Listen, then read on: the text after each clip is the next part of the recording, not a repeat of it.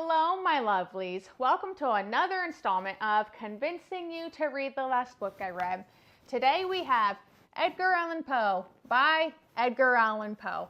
I was so excited to read this one and talk to you guys about it because honestly, Edgar Allan Poe, was the first greatest, he did it first, most excellent horror writer, right?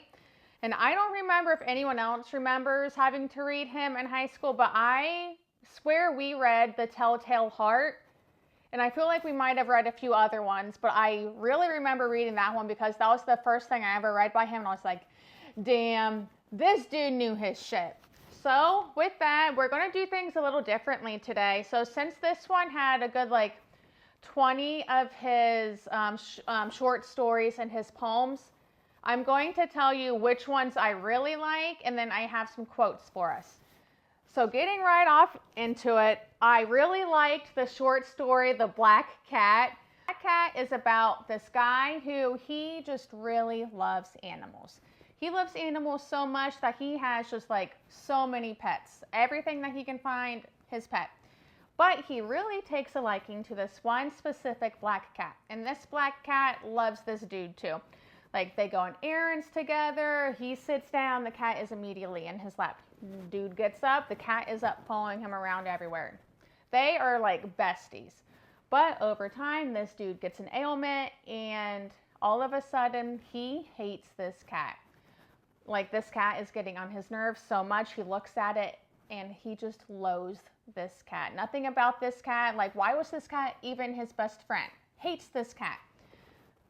So one day he's like, I can't take it anymore. This cat makes him mad. So he takes this cat, strings him up in his backyard, right?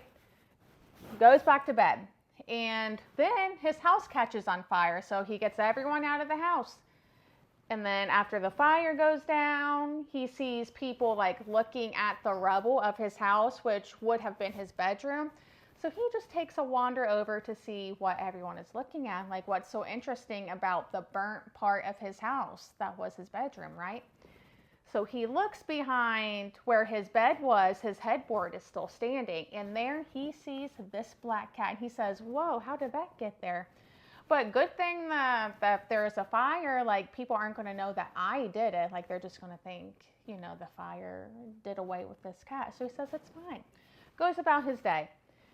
And then after a few days, some time goes by, he finds this other black cat that looks exactly like his black cat that just, kicked the bucket. But this black cat has a tuft of white hair. And he says, all right, I can do this. I kind of miss the cat. This is fine. Let's go home, kitty. So he takes the cat home, and his wife is just so excited to have this black cat because she misses the old one so much. So she really takes a liking to this cat. And then after a while, he just can't take this cat anymore. It's following him around. It's just getting on his nerves. So he says, nay, not today. It's time for you to go too. The cat runs by him while he's doing something, and he picks up an axe. It's getting ready to the cat, and his wife says, honey, no, leave the cat alone. She's fine. I love this cat. I miss our cat so much. Just leave the cat be. And he says, nay, honey. Gets her too, drags her body down to the cellar, knocks down a wall, stuffs her in there, is looking for this cat because he needs to get rid of this cat too. This cat's getting on his nerves. Can't find the cat anywhere, so he says, okay, I scared the kitty away. It's fine.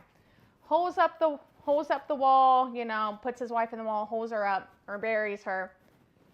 Goes about his time, just goes back to bed, yada, yada. A few days go by, knock, knock, police at the door. And he opens it up and he's like, what's up, officers? And they say, we're just here on an investigation because where's the lady of the house? And he says, good question. Where is the lady of the house? Let's go look for her. So they're doing a really thorough job looking for his wife. And they finally venture down to the cellar where he put her in the wall. And he says, look, I told you, she is not here. I don't know. Told you, get out of my house. Then, out of nowhere, they hear this cry. Police are looking around, and then it comes again. So they, get this dude and they start knocking down the wall. You know what they found in the wall? Obviously, the lady on top of her head was the black cat. And he says, how did that get there? Because that wasn't in there, but also wasn't me, And that was the black cat. That one was amazing. Like, it was so funny.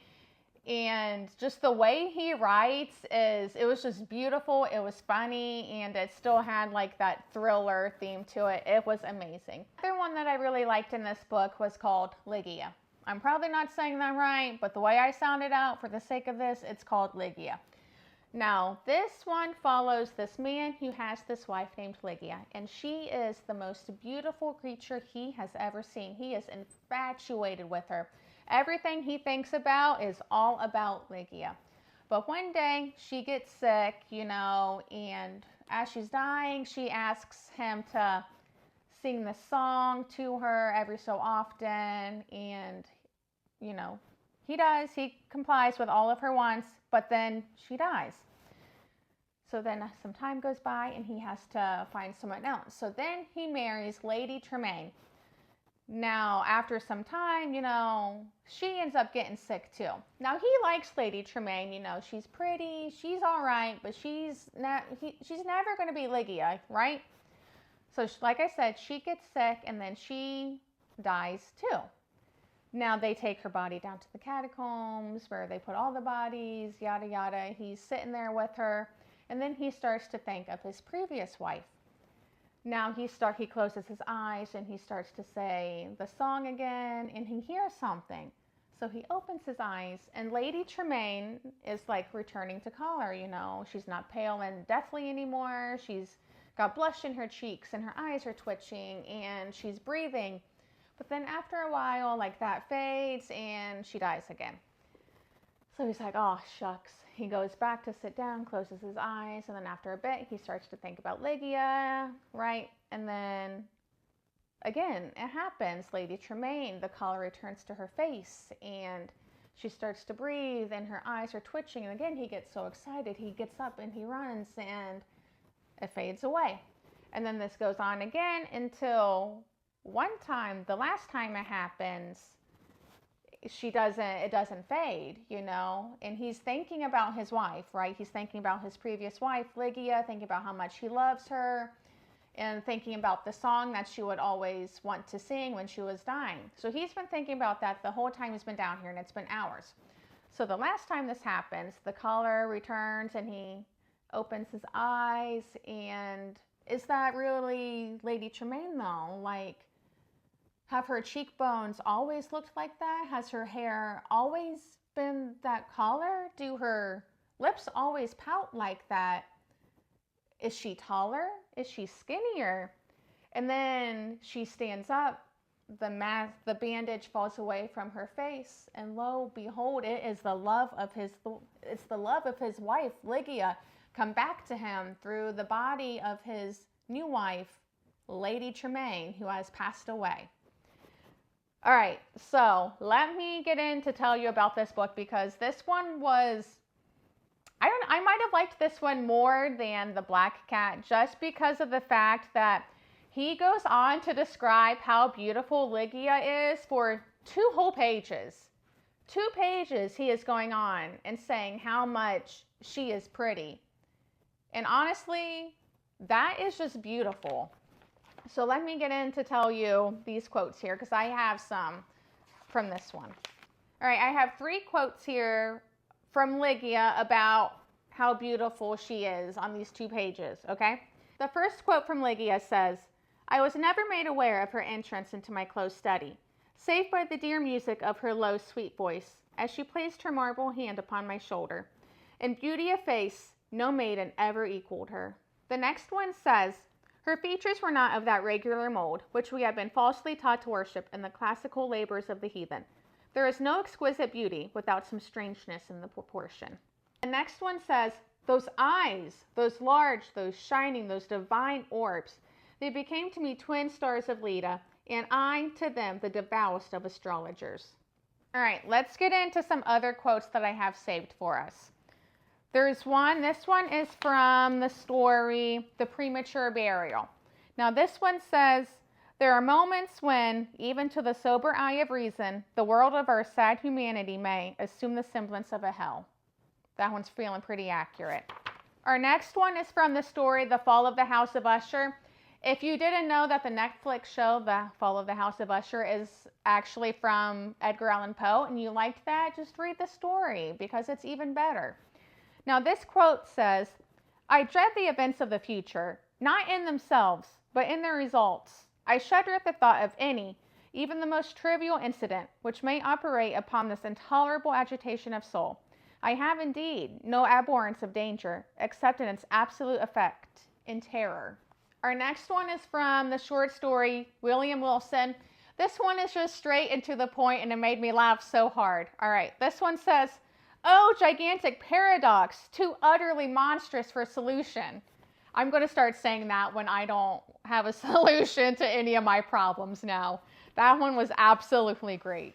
All right, that's all I have for Edgar Allan Poe. I will just go ahead and say that if you've ever read any Stephen King and you like his descriptive narrative, I would definitely implore you to read some Edgar Allan Poe.